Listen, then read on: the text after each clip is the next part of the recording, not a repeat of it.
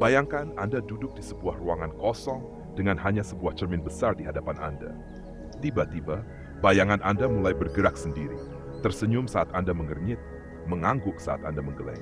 Kemudian, dengan suara yang terdengar seperti gema dari dalam pikiran Anda sendiri, ia berbisik. Kau pikir kau mengendalikan hidupmu? Kau salah. Ada sesuatu yang jauh lebih kuat mengatur segalanya, dan kau bahkan tidak menyadarinya. Inilah paradoks terbesar dari The Secret dan hukum tarik-menarik. Semakin banyak orang mencoba memvisualisasikan kesuksesan, semakin mereka justru terjebak dalam ilusi. Lihatlah sekeliling. Ada orang yang memajang gambar mobil mewah di kamarnya, tetapi utangnya justru menumpuk.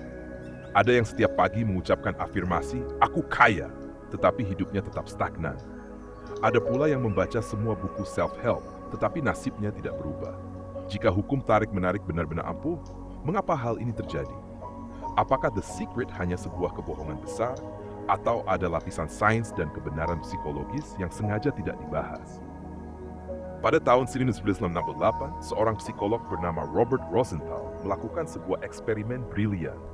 Ia memberitahu sekelompok guru bahwa beberapa murid mereka adalah jenius akademik berdasarkan tes IQ. Padahal itu hanyalah kebohongan. Hasilnya, murid-murid yang dianggap jenius itu benar-benar menunjukkan peningkatan prestasi, meskipun sebenarnya kemampuan awal mereka biasa saja. Fenomena ini disebut efek Pygmalion, harapan bisa menciptakan realitas. Namun, pertanyaannya adalah, jika pikiran kita bisa mengubah realitas, mengapa kebanyakan visualisasi dan afirmasi justru gagal?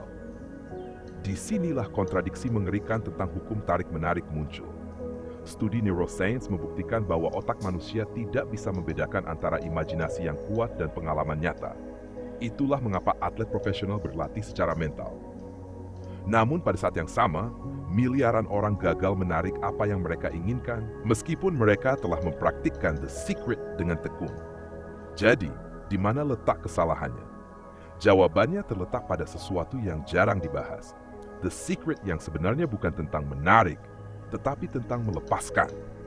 Buku-buku motivasi tidak pernah memberitahu Anda bahwa kecemasan adalah anti-visualisasi. Setiap kali Anda memaksakan keinginan sambil takut tidak mendapatkannya, Anda justru mengirim sinyal kekurangan ke alam semesta. Mereka juga tidak menjelaskan bahwa pikiran bawah sadar lebih kuat dari afirmasi. Jika di dalam lubuk hati Anda merasa tidak layak, tidak ada mantra yang bisa mengubahnya. Lebih jauh lagi, mereka menyembunyikan fakta bahwa memvisualisasikan kesuksesan bisa menjadi bentuk pelarian, alih menciptakan realitas baru. Anda justru terjebak dalam fantasi tanpa tindakan nyata. Sekarang, bayangkan ada dua orang. Orang pertama menghabiskan 1 jam sehari membayangkan dirinya kaya, tetapi dalam kehidupan nyata ia malas, tidak mengembangkan keterampilan, dan menghindari risiko. Sementara itu, orang kedua jarang memvisualisasikan kekayaan, tetapi setiap hari ia belajar, mengambil tindakan secara konsisten, dan yang paling penting, merasa cukup dengan apa yang dimilikinya sekarang. Menurut Anda, siapa yang lebih mungkin sukses? Inilah kebenaran yang sering diabaikan. Hukum tarik-menarik tidak bekerja untuk mereka yang menggunakannya sebagai pengganti tindakan, tetapi hanya bagi mereka yang menjadikannya sebagai pelengkap dari disiplin dan usaha. Pada tahun 1950-an, Carl Jung menulis tentang synchronicity, kejadian-kejadian bermakna yang tidak bisa dijelaskan oleh sebab akibat biasa. Namun, ia juga memperingatkan bahwa mereka yang terlalu sibuk mengejar simbol-simbol keberuntungan seringkali melupakan nasib buruk yang mereka ciptakan sendiri. Ini berarti bahwa alam semesta memang merespons energi kita, tetapi energi itu bukan hanya berasal dari pikiran kita, melainkan dari pengalaman emosional dan fisik kita secara keseluruhan. Namun, ini baru permukaannya. Lebih jauh lagi, kita akan membongkar alasan mengapa 99% afirmasi justru memperkuat perasaan tidak cukup. Bagaimana industri motivasi menjual ilusi kesadaran, serta apa yang sebenarnya terjadi di otak ketika kita menarik realitas. Dan yang paling penting, kita akan menemukan cara untuk menggunakan prinsip ini tanpa terjebak dalam khayalan. Jawaban atas pertanyaan ini bisa mengubah cara Anda memandang pikiran, realitas, dan kekuatan sejati di balik hukum tarik-menarik.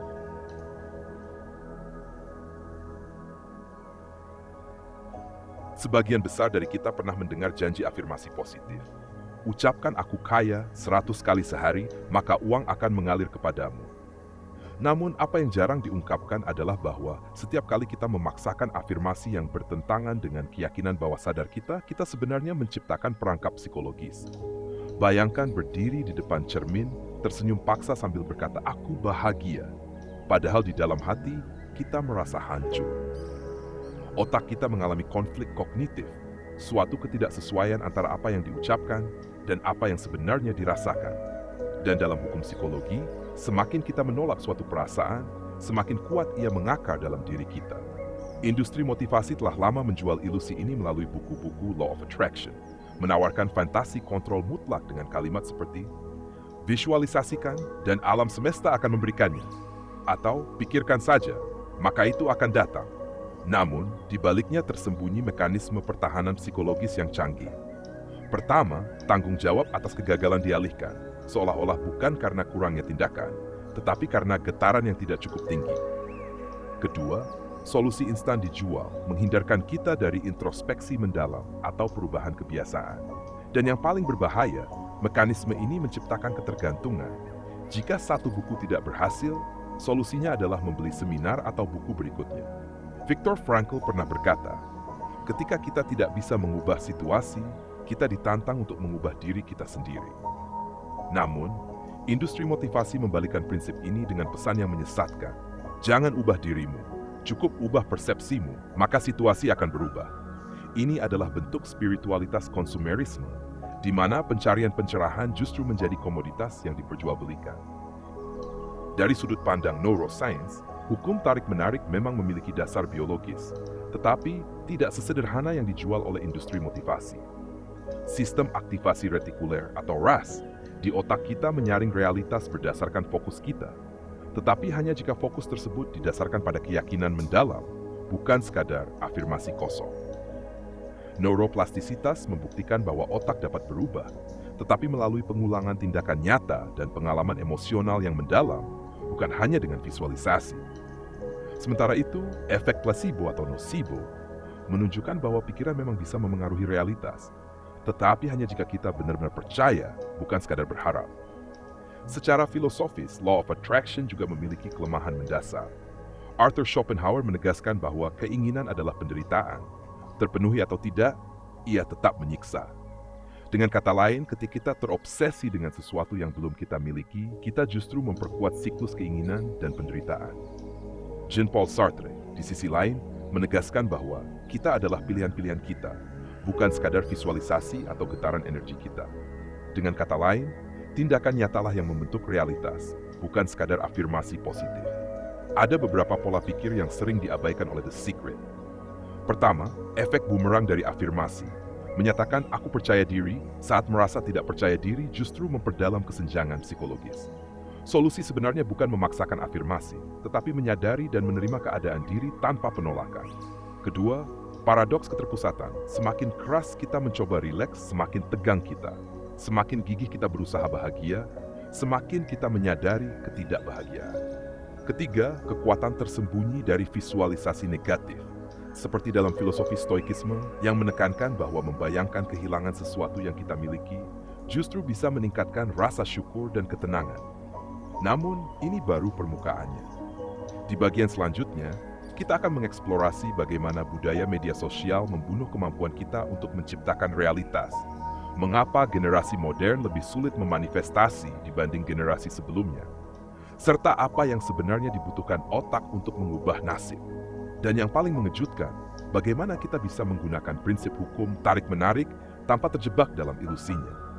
Jawabannya ada dalam konsep realisme magis, sebuah perspektif yang dapat mengubah cara kita memahami hubungan antara pikiran, tindakan, dan realitas.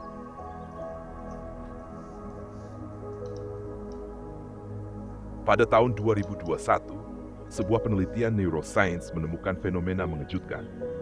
Orang-orang yang memaksakan pikiran positif justru menunjukkan peningkatan aktivitas di amigdala, pusat ketakutan dalam otak. Ini menyoroti paradoks besar dalam gerakan Law of Attraction modern. Semakin keras seseorang mencoba untuk berpikir positif, semakin kuat ketakutan bawah sadar mereka mengakar. Fenomena ini semakin diperburuk oleh media sosial yang menjadi tempat penyembahan palsu, di mana setiap kali seseorang scroll Instagram, mereka menjalani ritual modern yang membisikkan ilusi. Jika aku cukup positif, aku bisa memiliki kehidupan seperti itu. Namun, studi menunjukkan bahwa 78% pengguna justru merasa lebih tidak puas dengan hidup mereka setelah membuka Instagram. Industri motivasi juga berkontribusi dalam menciptakan ketergantungan psikologis. Seminar-seminar motivasi bekerja layaknya narkoba, memberikan euforia sesaat, diikuti oleh withdrawal ketika kembali ke realitas sehari-hari, dan akhirnya mendorong kebutuhan akan dosis lebih besar berupa seminar berikutnya. Ini semakin parah dengan munculnya generasi yang terjebak dalam magical thinking, di mana survei terhadap Gen Z menunjukkan bahwa 62% percaya bahwa visualisasi saja cukup untuk sukses, sementara hanya 29% yang memahami pentingnya deliberate practice atau latihan yang disengaja. Secara neurologis, kegagalan manifestasi dapat dijelaskan melalui konsep safe threshold yang ditemukan oleh Dr. Joe Dispenza. Otak memiliki batas kenyamanan psikologis yang sulit ditembus. Jika seseorang membayangkan diri mereka sebagai miliarder, sementara identitas mereka masih karyawan biasa, otak akan menolak realitas baru tersebut. Bukan karena mustahil, tetapi karena terlalu jauh dari self-image mereka saat ini. Penipuan diri dalam Law of Attraction terjadi dalam 3 level. Pertama, penyangkalan emosi, di mana seseorang berpikir bahwa merasa sedih, khawatir, atau marah adalah vibrasi rendah yang harus dihindari. Padahal, menurut Carl Jung, apa yang Anda tolak tidak hilang, ia justru mengendap di bayangan dan menjadi lebih kuat. Kedua, obsesi pada hasil, di mana seseorang terlalu fokus pada apa yang diinginkan daripada siapa yang mereka harus menjadi untuk mencapainya.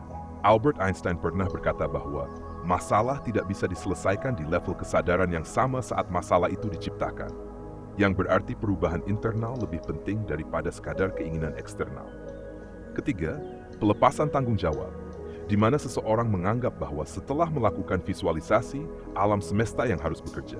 Namun, dalam fisika kuantum, pengamat bukan hanya penonton pasif, tetapi partisipan aktif dalam membentuk realitas.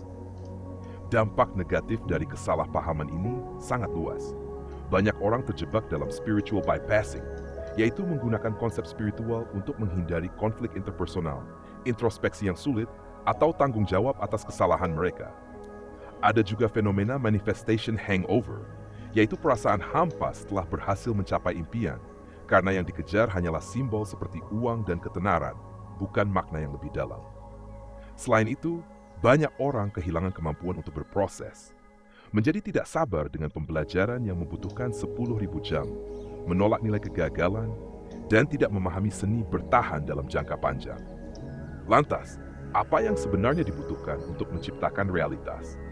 Penelitian dari Princeton Neuroscience Institute mengungkap bahwa otak hanya bisa menerima realitas baru ketika ada 3 elemen utama: emotional imprinting atau pengalaman emosional intens, consistent action atau tindakan yang konsisten, dan environmental reinforcement atau lingkungan yang mendukung perubahan tersebut.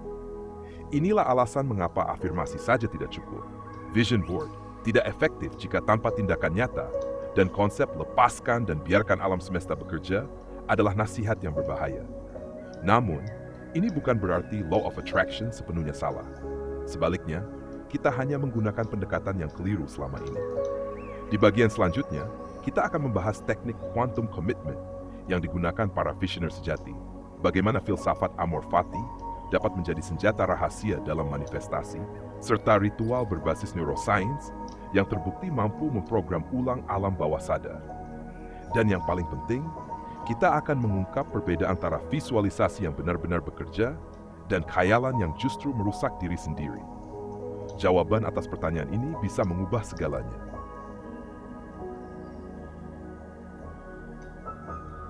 Sebuah penelitian di laboratorium Stanford pada tahun 2023 mengungkap fakta mengejutkan bahwa otak manusia tidak bisa membedakan antara visualisasi biasa yang bersifat pasif dengan persiapan intens yang disebut sebagai quantum commitment.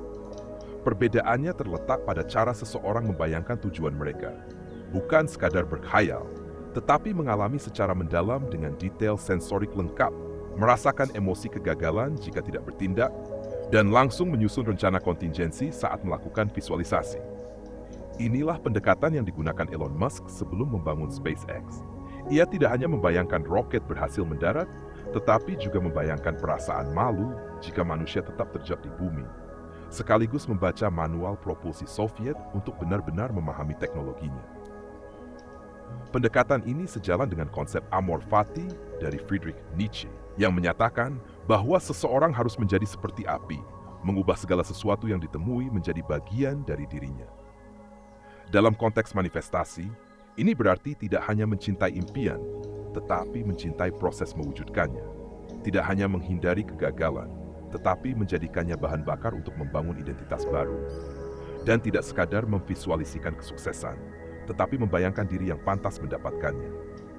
Atlet Olimpiade misalnya, tidak hanya membayangkan memenangkan medali, tetapi juga merasakan kerasnya latihan pagi hari dalam setiap visualisasi mereka. Untuk benar-benar memprogram ulang pikiran bawah sadar, Dr. Andrew Huberman mengusulkan protokol 321 sebagai ritual neuroscience yang terbukti efektif. Protokol ini mencakup 3 langkah utama. 3 menit visualisasi dengan sensasi fisik yang nyata seperti angin di wajah atau aroma lingkungan, 2 menit afirmasi dalam bentuk pertanyaan yang menantang seperti, "Mengapa aku pantas mendapatkan ini?" Dan 1 menit negative visualization, yaitu membayangkan kehilangan segalanya jika tidak bertindak. Kombinasi dopamin dari visualisasi positif dan noradrenalin dari ancaman kehilangan menciptakan jejak memori yang 2 kali lebih kuat, membuat otak lebih siap untuk mengambil tindakan nyata. Konsep ini bertentangan dengan gagasan pasif yang dipopulerkan dalam The Secret. Prinsip utama yang sering diabaikan adalah bahwa hukum resonansi lebih penting daripada hukum tarik-menarik. Bukan tentang menarik sesuatu yang diinginkan, tetapi menjadi individu yang memiliki frekuensi yang selaras dengan keinginan tersebut. Selain itu, ketidaknyamanan justru menjadi mata uang dalam proses manifestasi. Setiap kali seseorang menghindari ketidaknyamanan, mereka secara tidak sadar membatalkan pesanan yang telah mereka kirim ke alam semesta. Manifestasi juga tidak membutuhkan keyakinan 100%, melainkan cukup dengan 51% keyakinan yang dikombinasikan dengan 100% komitmen dalam tindakan. Sebuah studi kasus menarik di Berlin menunjukkan bagaimana seorang musisi berhasil menipu alam semesta. Ia mencoba eksperimen di mana setiap hari ia menciptakan lagu yang sengaja dibuat seburuk mungkin, tetapi dengan intensi yang sempurna. Dalam 3 bulan, lagu-lagu jeleknya justru menjadi viral, karena energi bermain dan eksplorasi yang tulus ternyata lebih kuat daripada sekadar keinginan untuk sukses. Hal ini menegaskan hukum besi dalam manifestasi. Alam semesta merespons getaran dari tindakan, bukan hanya keinginan semata. Namun, semua ini hanyalah awal dari pemahaman yang lebih dalam. Penemuan yang paling mengguncang adalah bahwa kita bukan hanya pemain dalam hukum tarik-menarik, melainkan bagian dari hukum itu sendiri. Di bagian selanjutnya, kita akan membahas eksperimen kuantum yang membuktikan bahwa kesadaran menciptakan realitas, mengungkap kesalahpahaman tentang peran pengamat dalam fisika kuantum. Di bagian selanjutnya, kita akan membahas eksperimen kuantum yang membuktikan bahwa kesadaran menciptakan realitas, mengungkap kesalahpahaman tentang peran pengamat dalam fisika kuantum, dan memahami bagaimana menjadi co-creator yang aktif dalam semesta, bukan hanya seorang pemohon pasif. Bersiaplah karena kebenaran ini akan mengubah segalanya.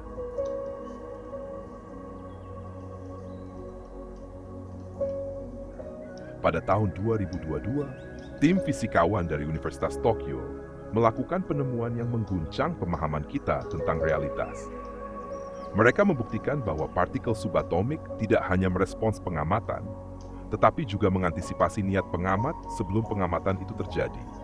Ini berarti realitas tidak hanya tercipta saat dia mati, tetapi sudah mulai terbentuk sejak niat untuk mengamati muncul. Implikasi dari temuan ini sangat besar, yaitu bukan sekadar menarik realitas, melainkan merupakan bagian integral dari proses penciptaannya. Dalam proses penciptaan realitas, terdapat 3 lapisan kesadaran yang bekerja secara bersamaan. Lapisan pertama adalah material, yang mencakup tindakan fisik dan kebiasaan sehari-hari. Lapisan kedua adalah energi, yang berhubungan dengan emosi dominan dan frekuensi vibrasi yang dipancarkan seorang. Sementara itu, lapisan ketiga adalah kuantum, yaitu titik kesadaran murni yang menentukan niat terdalam seseorang. Kesalahan utama dari konsep The Secret adalah terlalu fokus pada lapisan energi dan mengabaikan dua lapisan lainnya. Padahal keseimbangan di antara ketiganya adalah kunci manifestasi yang sejati. Seringkali, buku-buku populer menyebutkan bahwa pengamat menciptakan realitas. Namun, pemahaman ini sering disalahartikan. Pengamat dalam fisika kuantum bukanlah ego yang menginginkan mobil mewah atau kekayaan instan, melainkan kesadaran murni yang berada di balik semua keinginan. Inilah yang membedakan antara manifestasi yang berpusat pada ego, seperti "aku ingin kaya agar dihormati", dengan manifestasi yang berakar pada kesadaran, seperti "aku menyelaraskan diri dengan aliran kreativitas semesta". Lalu, bagaimana sebenarnya cara kerja co-creation atau penciptaan bersama dengan semesta? Berdasarkan prinsip neuroscience dan fisika kuantum, terdapat 5 langkah utama. Pertama, seed intention, yaitu menanam niat dengan bertanya kepada diri sendiri, apa yang ingin kualami bukan sekadar miliki. Kedua, quantum encoding, di mana seseorang menciptakan ritual sensorik yang berkaitan dengan tujuannya, seperti merasakan bau, suara, atau sentuhan yang menggambarkan realitas yang diinginkan. Ketiga, letting flow, yaitu melepaskan harapan tentang bagaimana sesuatu harus terwujud dan membiarkan alam semesta bekerja dengan caranya sendiri. Keempat, synchronicity hunting, yakni memperhatikan dan merespons kebetulan-kebetulan kecil yang muncul dalam kehidupan sehari-hari. Terakhir, inspired action, yaitu mengambil tindakan yang muncul secara alami dari dalam diri, bukan karena paksaan atau ketakutan. Kesalahan terbesar dalam memahami hukum semesta adalah menganggapnya sebagai pelayan kosmik yang bertugas memenuhi permintaan manusia, atau sebagai sumber energi yang bisa dimanipulasi sesuka hati.